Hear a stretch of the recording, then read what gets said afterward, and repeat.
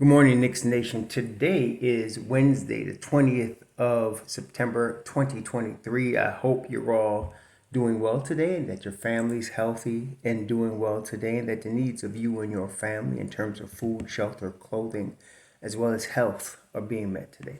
Blessings upon those that work in the healthcare field, who, along with the first responders, save lives every day or are trying to save lives every day. Blessings upon those that pick up garbage for us to keep our streets and sidewalks and places clean. And those that make deliveries of important things like food and water and mail for our convenience. Double blessings on the men and women that are out here trying to help rescue, deliver, and recover. The teenagers and children that are the victims of sexual exploitation, that are the victims of pornography, child pornography, that are the victims of human trafficking and sex slavery. Double curses on the perpetrators of these things, double curses on those who profit from these things, and double curses on the perverts that create the demand for this industry. Finally, blessings, double blessings on the homeless. There are nearly 600,000 men, women, and mostly children in the streets of the United States of America. Numbers are growing, and there are millions around the world in similar or worse conditions. Blessings upon them, for theirs is the kingdom. Once in a while, it's good to review where the Knicks have been and where they are recently. With all of the crap that comes out every day in terms of trade rumors, in terms of contracts, in terms of griping and complaining and whining and shortcomings of the Knicks, it's good to review, actually see where they were. I looked at game one of the Cleveland series, and a couple of things came to mind, a couple of things that I think are significant. Number one, watching Julius Randle in that game, he was dynamic. He wasn't putting up the numbers that he would normally put up, but he was dynamic. He had actually come back from his ankle injury during the season, and he re-injured his ankle in the playoffs, which is what slowed him down against Miami. We forgot about that. But he was dynamic in game one. Big time rebounds at big times. And of course, he also hit big shots. I think Julius Randle, I've said this before, I think this year he'll be a different player come playoff time, because this game was indicative of what we can expect. It's interesting to see the final five players that were on the floor in the fourth quarter in a tight game. At some point in the game, actually, Cleveland took a lead, and then the Knicks came back. But you had Hartenstein, which Mitchell Robinson, in all fairness, was dominant in this game. It's just that Hartenstein was finishing better. And when Hartenstein and Mitch Rob, Tom interchanges them. So the five guys that finished this game was Hartenstein, Jew, Grimes, Josh Hart, and of course Brunson. Also, with 4.3 seconds left, it was Grimes that hit the seal two free throws to put the game out of reach, to make it a two-possession game with 4.3 seconds left.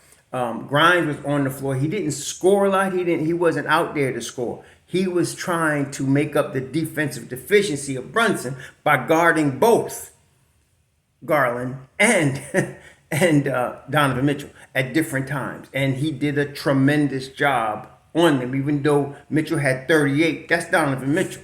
And this is the playoffs. And this is second year Q Dog. I'm very excited for what we're going to see from him this year. But he played key role down the stretch for the Knicks. Of course, Brunson was unbelievable down the stretch. And this is his first playoff in his first season with the Knicks, in the first season that he has his own team.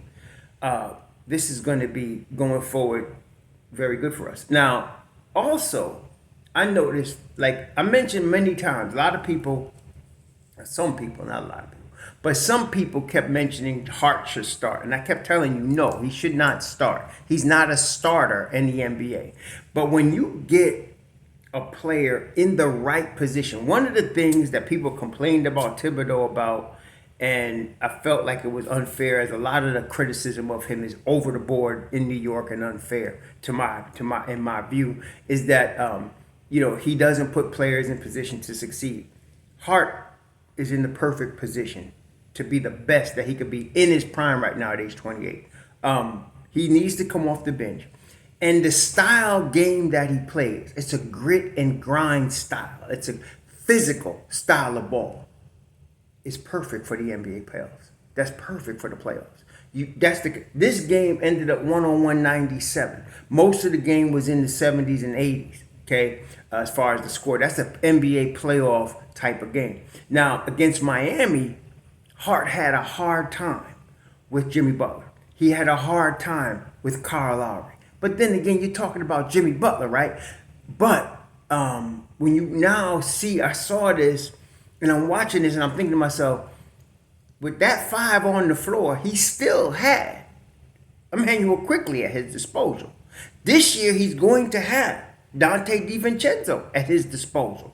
This Tom Thibodeau. He also is going to have a more mature and ready Jericho Sims and Deuce McBride at his disposal, and he can still run this 5 to close games out. This was Cleveland Cavaliers, the #1 defensive team in the NBA, in a packed fieldhouse in Cleveland for game 1, and the Knicks took it. Okay, and as we know, they would finish the series in a gentleman's sweep, 4-1. We're in good shape. We don't need to make any changes. Y'all who are still playing NBA 2K and still looking at players the Knicks need to go get, need to chill. The Knicks are ready. Right now. Okay, right now. How far will they go? We don't know. But we will find out. Okay? And that's what we need to allow to happen. We need to allow to see what this team can do. I've been telling you that. They can go to the finals. I know some of you are going to let, but they can. They can go to the finals because nobody, really and truly, there's, as you know, there's top 8 teams at the end of the play-in. There's top 8 teams in the East, top 8 teams in the West. The parity is such that a Miami Heat could end up in the finals. And a Milwaukee Bucks team can get a Giannis hurt and lose in the first round. Okay? Because it takes a combination of, you got to be at the right time, peaking as a basketball team at the right time, which in the NBA is April. You want to be peaking, getting to your peak in April. And you want to have health, looking again at Giannis and Milwaukee as an example. Health, you got to have good health. You got to have people that your key people got to be ready to play. You got to have them ancillary players ready to play. Again, look at Miami. It wasn't really, they were really good, obviously, but it wasn't the stars, although the stars did their thing. What was it? It was their ancillary players that came through and really caused them, guys that, you would take for granted normally, that came through and really propelled them to the finals. Guys that you wouldn't really, be paying that much. Caleb Martin. Caleb Martin. It was guys like Gabe Vincent, and let us not forget, what was that guy's name? Without Tyler Hero, right? There was another guy. What's that guy's name? He's Max Strus, right? Max Strus, Gabe Vincent, Caleb Martin. If it wasn't for them, Miami wouldn't be in the finals. Okay? And you need those type of guys. For the Knicks, that's Emmanuel Quickly. That's Josh Hart. That's Dante DiVincenzo. That's Isaiah Hartenstein. These are the guys that you expect your Bam, in Miami's case, your Bam Adebayos, your Jimmy Butlers. You expect them to show up, okay?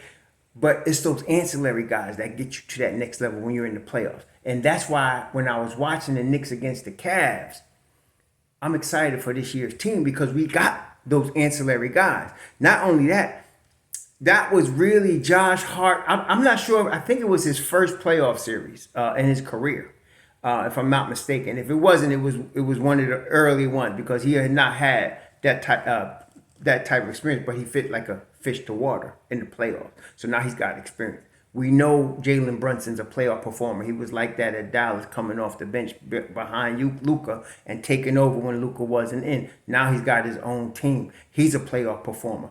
I'm telling y'all right now, Julius Randle has been a bad playoff performer earlier. I admit that against Atlanta. And then of course last year I give him a little bit of out because he hurt his ankle. Even though a lot like Jimmy Butler hurt his ankle, but let me tell you what. All that notwithstanding, I feel like Julius is gonna prove some things this year, when it comes not just the regular season but in the playoffs. And then we got the young kids. In his fifth season, but RJ's still, a young kid. He's not no grizzled vet right now. He's still young. He's like 23 years old. Okay. Then you got Grimes, who I said in that series, he iced the game. He 4.3 seconds left. He knocks down those 2 free throws like it was no problem and iced the game for the Knicks. He needs a bigger role. He needs some more touches, and I feel like they're going to get that for him. So you got the young kids. You still got Mitchell Robinson. He's still young. You got the young kids that you developed in your system, in your culture. Plus your Jalen Brunsons, your Josh Harts, your Julius Randles. This is the year. Let's just get on board and root for our squad, y'all, because this is the year right here. We can have something special. I'm very excited about this. And so any trades or any possible trades, put it that way, we don't need to think about or talk about. This is the time to focus on what you got and enjoy what you got. Because next summer, there could be all kind of possible moves because of the contract situation. You still got Emmanuel Quickly, got to get him extended. We noticed that Julius Randle dropped CAA, went to WME recently. That's not going to affect this season. None of that affects this season. Okay, this is down the road. What I'm saying is, enjoy the path you're at right now. Enjoy where you are, New York Knicks Nation. Enjoy where you are, because this is what you've been working to get to. All right. After this season, we'll see what happens. But for right now, this is the year to enjoy the right now. Yes, there's going to be moves down the road. But for right now, the Don and company have gotten us here. And this team is the team to be reckoned with. The Knicks are a team to be reckoned with. Even media is understanding that. They're now mentioning the Knicks in the top echelons of the East. Even the fools that were even a month or two ago was talking about the Knicks going to struggle. This now everybody's understanding this is a team to be reckoned with.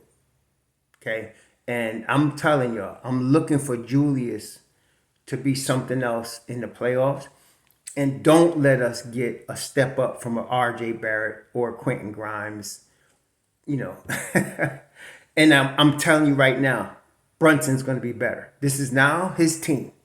This is the second year of him running this team. He's a very high IQ basketball player. He learns from every situation. That's how I mean by IQ. It's going to pay off again this coming season. Even if he gets hurt, we still. I was watching the Boston game. The Knicks played the 66th game of the year a couple of days ago. Emmanuel Quickly was too much for them. He was just too much for them. They couldn't do nothing with him. Okay? Even if Brunson gets hurt, and I'm not saying Emmanuel Quickly and Jalen Brunson, I could put it this way. I'm very confident in Emmanuel Quickly. I'm very confident in him. Him and Brunson, two different players, but I'm not worried if we lose Brunson. If Brunson stays healthy, though, we got something, y'all. We got something. We really do. So enjoy it. Enjoy what you got. Never mind their shortcomings. Never mind they need height, too many 6'4" guys. All you so-called geniuses, you got a playoff team. And you got a team to be reckoned with. Enjoy it.